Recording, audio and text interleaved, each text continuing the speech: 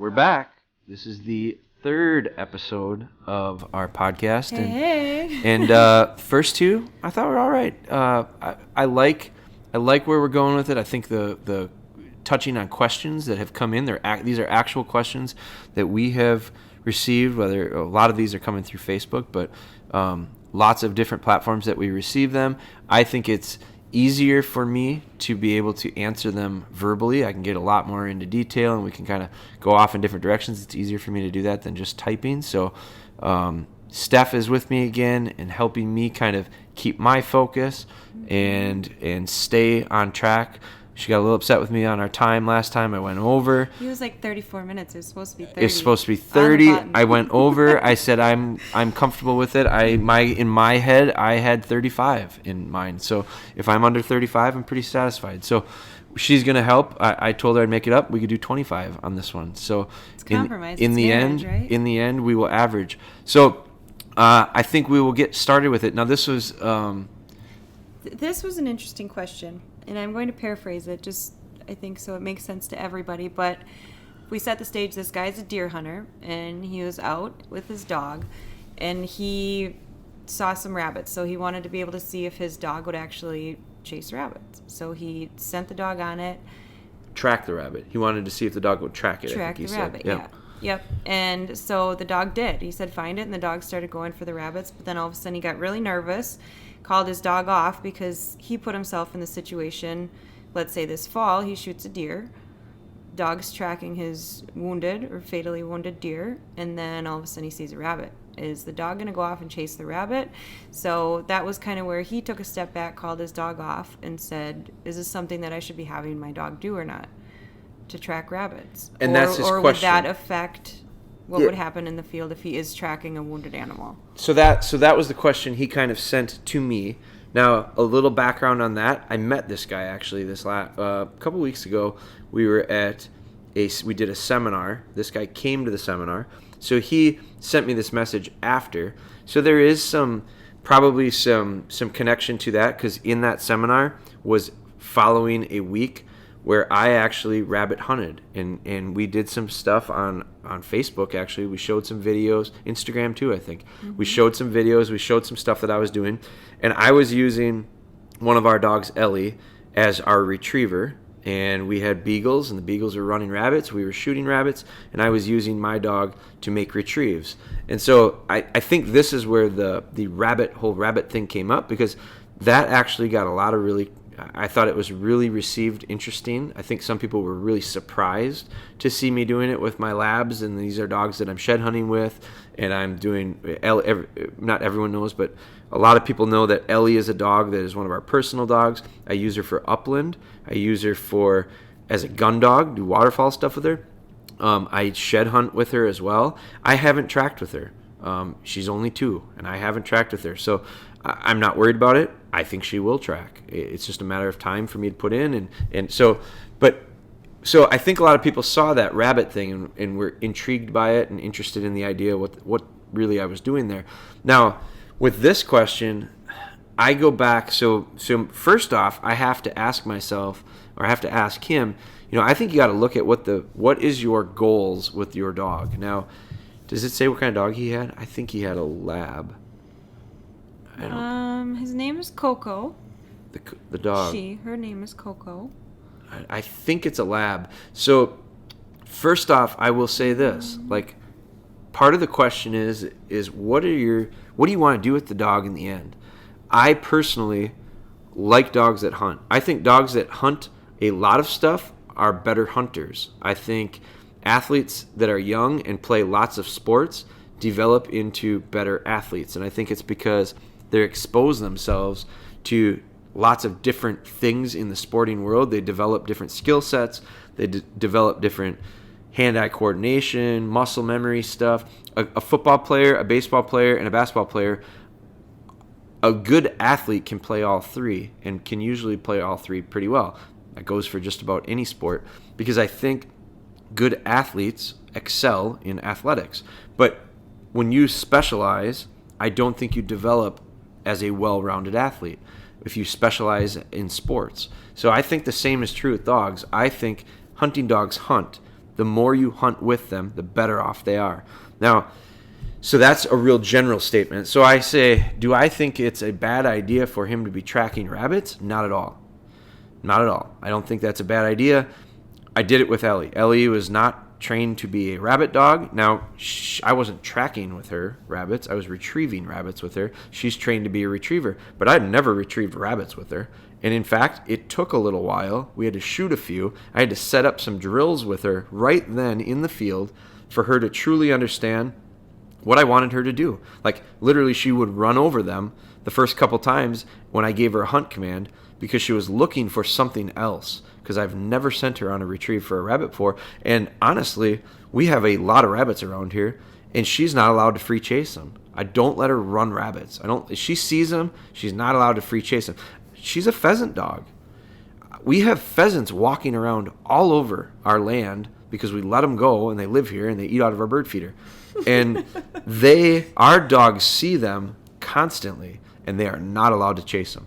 They're not allowed to free run them. They're not allowed to flush them on their own terms. They are allowed to when I let them.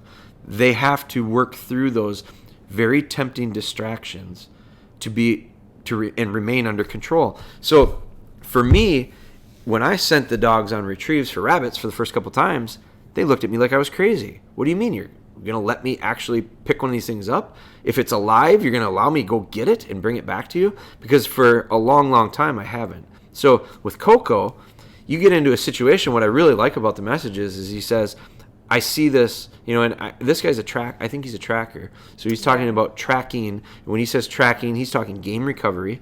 So he's tracking deer in the fall. Now in this situation, he sees this rabbit. He says, I wonder if the dog will track it. He gives the dog a hunt command. This is what I like about it. He gave his dog a hunt command, find it. That's what I think he said, find it, didn't he? Mm-hmm. I use find it. And I think I use find it universally. Doesn't matter if we're finding rabbits. Doesn't matter if we're finding sheds. It doesn't matter if we're finding birds. Hunt command, when they're little puppies, I started out, I say find it, find it, find it, find it, find it. Over and over and over and over again. It sounds the same. The tone's the same. The cadence is the same. The dogs hear it. Their ears instantly perk and their noses start to work because they associate it with something positive that will be found if they use their nose. That you back up in all of the beginning of our... It's in our Shed DVD, which is new. That's the new one coming out. I have 5 chapters with 5 different dogs on Hunt Command. And I show from little baby puppies all the way up to 4.5-year-old dogs on how I bring out Hunt Command. So I like that he uses the command, find it, and the dog starts to hunt. Gets on the track and then tracks off. What I really like about it is, I think he says in there, he decided, on the fly, he's wondering, maybe that wasn't the best idea, and he calls the dog back off. Didn't he say that? Then he got nervous because if she was tracking a wounded animal, he didn't want her to pull away and then go to the rabbit. So he called her back off of it, right? Mm-hmm. So I love that you were able to call the dog off. What it tells me is you've got real nice control. Okay, so that's a fundamental, foundational thing. I love the sound of that. So getting back to the specific question of, is it bad for that dog to be tracking rabbits because he's going to use it as a tracking dog for game recovery? I say no, as long as you have the ability to control. And so you do, it sounds like, have the ability to control and call off. Now, here's why I say no, because I think No, you don't think he should do it, or no, it's not bad? I say no, it's not bad. Because I think hunt is hunt. No different than if I take a dog out, like Ellie did not rabbit hunt. I never trained her with a rabbit, right? I never trained her with a rabbit before the big rabbit hunt. But I took her out and I trained her for birds. She's picked up antlers. She's picked up real hides from tracking. I've done training stuff with her. I just never recovered a deer with her. But she's picked up a lot of different objects. She's picked up tennis balls. I don't know if I've ever done it with her, but I've had some dogs where we had Newman with the beer cans. He picked up pop bottles. I had the other day we used hold conditioning, and we used the new DVD, and I had the puppy hold the DVD, and I took some pictures and I shot some videos with it. So hold has helped me transfer into. I could teach dogs to go get the paper. I can get retrievers that retrieve the paper, a lot of people think that's fancy training. That's gun dog stuff. That's bird dog stuff. They like to retrieve stuff. You just associate certain objects with retrieve. And when the paper is introduced and understood that gets a retrieve, now all of a sudden the paper becomes the bird for the bird dog. It becomes the antler for the antler dog. It becomes the rabbit for the rabbit dog. But what I like about the idea of this was it took me a while to get Ellie to understand that the rabbit was not off limits. Prior to this, it had been off limits. I was able to say, no, I want you to retrieve that. It's okay to retrieve that. Go ahead. Now, does that mean that I can't bird hunt with her anymore because she retrieved a rabbit? No, because when it comes into the bird situation, she's not allowed to go free chase birds either. But when I want her to and give her the ability to say, okay, go ahead, find it, now all of a sudden the nose starts to work, and as long as she comes across one of these objects that she put back in her long-term memory, because she's 2 years old, so for the last year and 10 months, we've been ingraining good habits into the dog, and across that period of time, she's been introduced to certain smells, certain shapes, certain feels that are going to equal a retrieve. The reason the dog didn't retrieve the rabbit was because I never introduced it for her. So what I did was on the fly, literally that moment, she didn't retrieve for me the rabbit. I went over there. She knew it was there. She certainly could smell it. She looked at it. I got her real excited about it. I said, get it, get it, get it, get it. She went like she was going to pick it up, and I said, good girl, that's a good girl. And she picked it up, and she brought it to me 2 feet. And I said, hold. Good girl. And I praised her for it, And you could just see in her mind, she went, oh, that's it. That's what he wanted me to bring back. So what I did at that moment was I built off of it. I told her to heel. I took the rabbit. I pitched it. I walked 25, 30 yards from where I had shot it.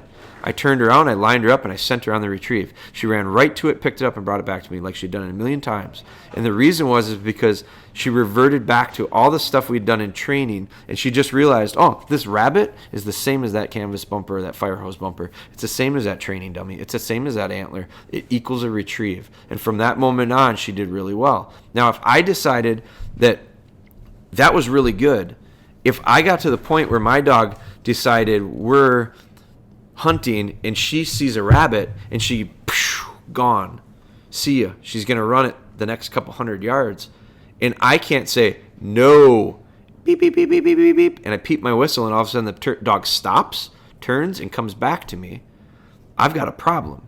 So because that goes back to control. If you've got a pheasant dog that's a good pheasant dog, goes through the field of CRP grass, jumps a deer, and runs the deer, does that mean you have a bad pheasant dog?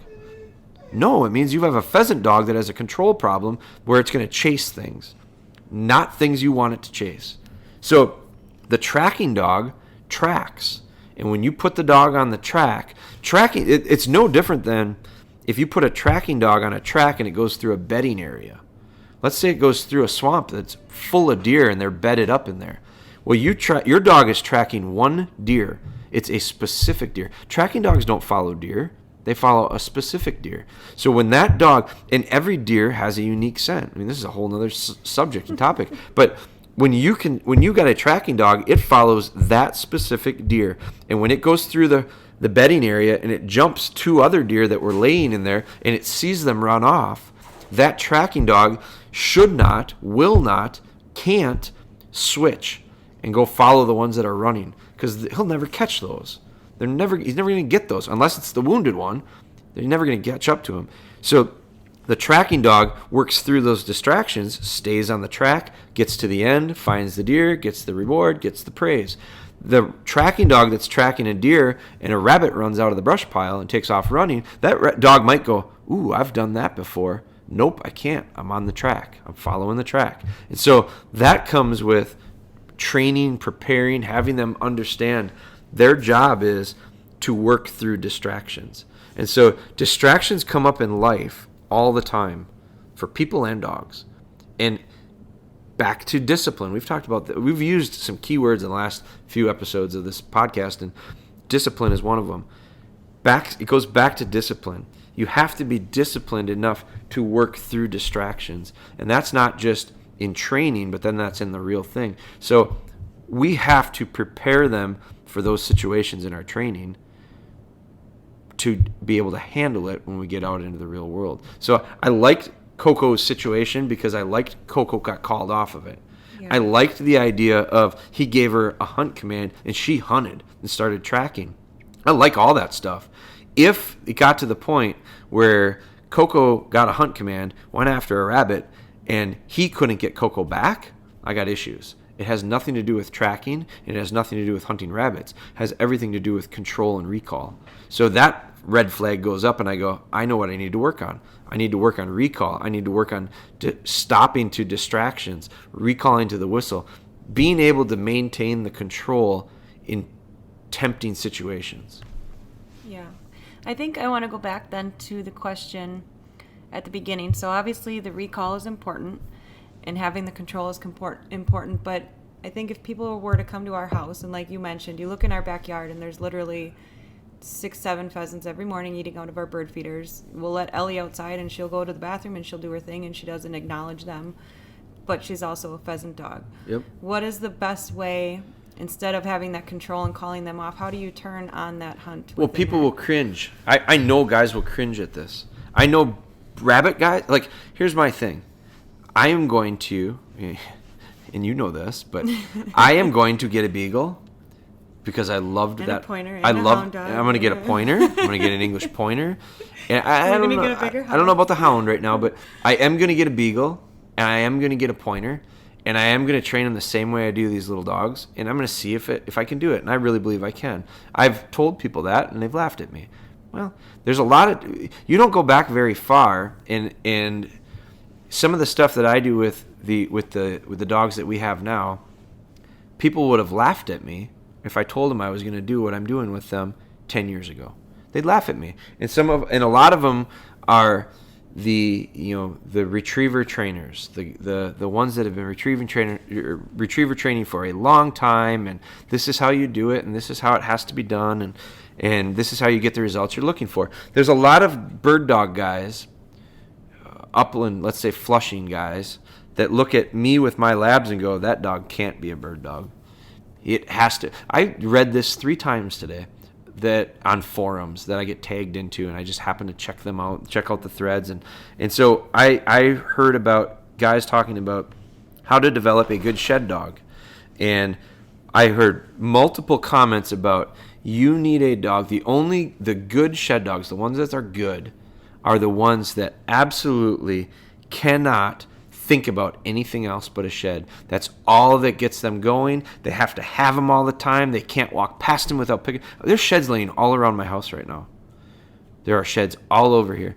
According to some of those ideas, I could not have a good shed dog because they'd go bonkers in my house because there's sheds all the time. There's sheds everywhere, and they couldn't think, they couldn't focus, they couldn't walk through my house without having to pick them up all the time. I don't allow that. Absolutely not. Because to me, that is loss of control. So pheasant dogs, if your pheasant dog can't walk through a pen of roosters on lead, off lead, in heel position, I'm not interested in it. Because the problem is, a lot of these people that talk about their pheasant dogs, and they had to be bird crazy, shed crazy, hunt crazy, all this stuff about crazy about those objects. That stuff's been bred into these dogs for hundreds of years. We do not influence it. We don't have enough time to influence and impact a dog's drive for stuff. Dogs want to please us, bottom line. When we can explain to them what we want that will please us, they'll do it. So if you've got the idea, I want a dog that will be able to be under that complete control, and a lot of people will say, well, then you don't have a very good bird dog. But so here's the thing. When I'm out in South Dakota pheasant hunting, and there's a slough that's a couple hundred yards long, and it's full of birds, because both fields on both sides of it have been combined, and there's hundreds of birds in this slough. And we're going to walk it as a group. And we're going to do a push from one end to the other. And you've got a dog that is bird crazy, because you got to have them bird crazy. You got to have them loving birds. That's all they can do. They can't focus on anything else but birds. And you put that dog in that slough, And that dog goes bird crazy and runs and runs and runs. And next thing you know, the birds are running and the dog is following and they're out 200 yards and all the birds are blowing up and the blockers are out of position and the guys that are flushing. And all you do is watch that field empty out because your dog is bird crazy. You're not getting invited on the next trip. What I want the guy that has the dog that will heel with him off lead so that he doesn't have to worry about or think about or screw around with a dog on lead. He just tells the dog to heel. He walks. He knocks a bird down. We mark that bird down under control, slow push. We send a dog on that. Okay, John, you send your dog. So he sends Fido. Fido goes in and makes the retrieve. And my dog, Ellie, is standing on my side watching and waiting for her turn. And then we work. And you might not get very far into that slough and you shot your limit. Well, what do you want to do? Back out, take the dogs, heel them back out, come back tomorrow morning because they're still going to be full of birds. But if you got dogs that are so out of control that you can't handle them and control them, I have zero interest in a dog like that. And that's in the field. Now transfer it back to the house. You got a dog that's bird crazy. You're just wound. That transfers to when you're sitting at the house and you're watching TV and that dog just can't sit still. Gotta go. Pace back and forth. Those dogs are dogs that live in the kennel because they just can't have them in the house because they're bird crazy. I talked to the guy once that was a field trial, American field trial, big on the field trials, loved his titles and all that stuff. And then I asked him, how'd that dog do last year hunting? He said, this one? I said, yeah, that's the one that has all the titles, right? Yeah, a lot of ribbons. And I said, how did it do hunting last year? Why, we don't hunt it. I said, what do you mean you don't hunt it? We don't hunt it. We can't take it hunting. I can't keep this dog calm in a kennel. I can't keep it in the boat. I can't keep it in a blind. I have zero interest. And I said to him, I said, but why do you do all the trials? We breed the dog and we sell these dogs. These are hunting dogs. Those aren't hunting dogs. Those are trial dogs that if you can't have the dog in the house at night, I don't want it. If I can't have the dog live with our family, I don't want it. The family dog's 12 months out of the year. They're hunting dogs for a short window. So, got a little off subject with it, but I think... we always go back to sports analogies, too, and you have to think, because I think it was, episode 2 or 3 in now, and I'm already getting them mixed up, but the one that you talked about, an athlete on and off the field and just having control. Yeah. But, I mean, you think about, somebody like Clay Matthews. He obviously has his sacks. He does everything. He goes out there and he's an animal on the field, but you don't see him walking down the street and just tackling people because that's what he does. Right. It's discipline. There's a time and place for it. And we can take these dogs and we can have them understand. So you asked me before, how do you do it? Well, it's just like Coco did. Find it. And all of a sudden, Coco's nose started working. Coco's nose smelled the rabbit. Coco started following the rabbit because Dad said a couple magic words with the magic tone, and that was find it. Next thing you know, that dog it's like Pavlov ringing a bell. It's a classic conditioning thing. It hears a certain way, it hears a cadence, it hears a rhythm, it hears that tone. It's not the words. It's how you deliver the words consistently and time it to the certain situations or the appropriate behaviors or the disappropriate behaviors. So when you want your dog, my correction is very, very similar. I mean, how many times do you hear me do that in a day? A lot. The dogs know when Jared goes, there's something that they probably shouldn't be doing, and they respond accordingly. It's because I've been super consistent. When they don't do something right and I need to make a correction, there it is. When they're good, like that is heard a lot because when they do things right, they hear that. It's all, everything we do is tied to the verbal part of it or the tone part of it is tied to the action. Yeah. And so his little hunt command is how he's going to, I want Ellie to go flush that bird. Okay, let's go. Those are and I practice that when we're on walks. I'll walk down the road. I'll say, okay, let's go. That means my dogs can get out. They start to get out. And I've been on walks like that. And Ellie's flushed roosters. And they're within 20 yards of me. And I didn't even know the bird was there. But into the ditch she is because I'm letting her kind of free cast. And all of a sudden, she kind of, you can read their body language. And all of a sudden, her tail changes a pace. her body language changes, her ear, it's all these little tiny details that if you're not paying attention, you don't see it. But when you do, I go, huh, what's she on to? And then I can, go ahead.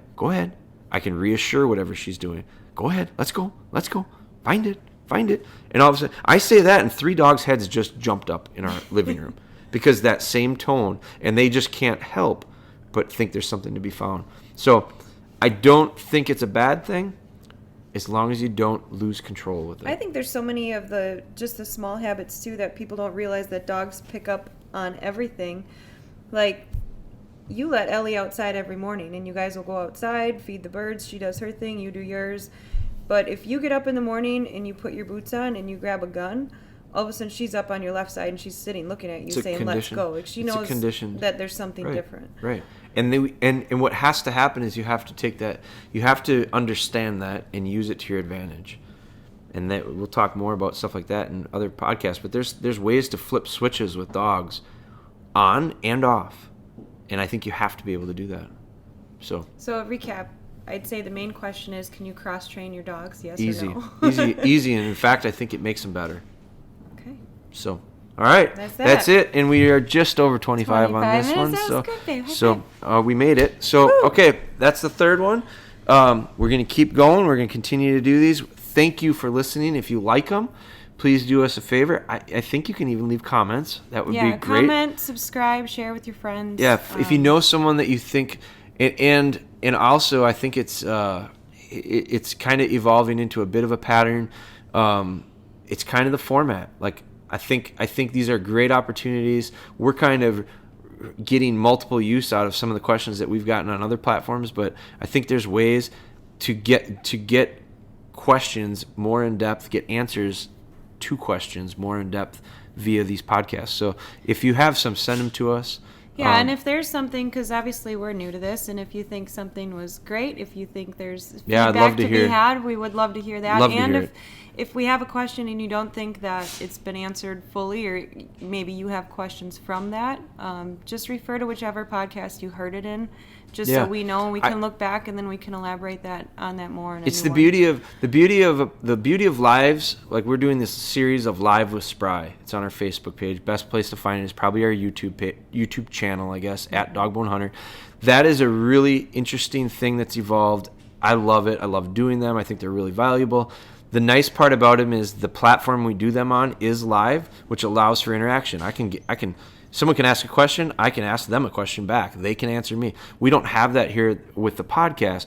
But what I think is real interesting is if there's stuff that comes up we're talking about, I don't know, we certainly don't cover everything. So I think if there's more stuff that you listen to this podcast and you go, that makes sense, but what about this? Shoot it to us. And those are ways that we can kind of build off of some of these as they continue to go. I mean, this will evolve and we'll find a good fit for it. But so far, this is kind of the form that we're looking at it in.